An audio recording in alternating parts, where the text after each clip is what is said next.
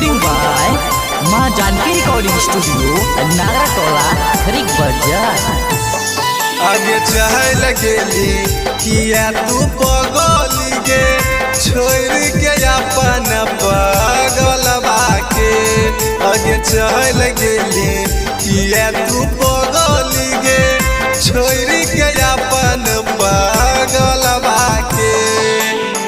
फेर लेली मुहाबा बुझल न दुखबा तनियो न हमर हालवा के। आगे चल गेली किया तू पगली गे छोड़ के अपन पगलवा के।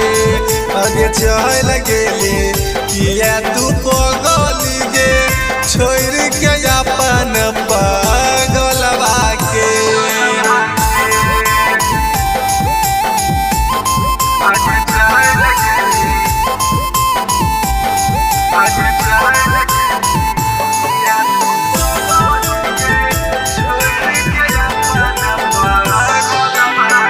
कहने हो तोरा पर हम बहुत विश्वास गे बीच रोहिया में तोड़ला मरयास गे। कहने हो तोरा पर हम बहुत विश्वास गे बीच रोहिया में तोड़ला मरयास गे। दिलियो ये निशानी तोरा भेद शिकारिया दे दे खोलिया अपन गलवा के। आगे चल गेले किया तू पगली गे छोड़ के अपन पगलवा के। आगे चल गेले किया तू पगली गे छोड़ के अपन पगलवा के।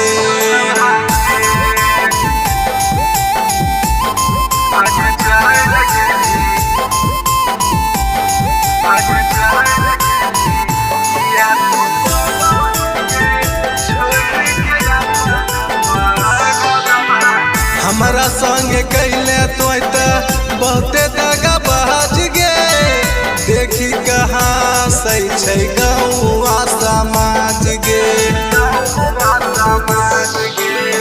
हमारा संग कैले तो बहुते दगा बहज गे देखी कहाँ सही छै गौआ समाज गे। राइटर सोनू की कृष्णा कनाई छै ये गो मालवा के। आगे जाही त चल जोगे पगली झीले तो कैसो तोर पगलवा के। आगे जाही त जोहे के पगली झीले तो कैसो तोर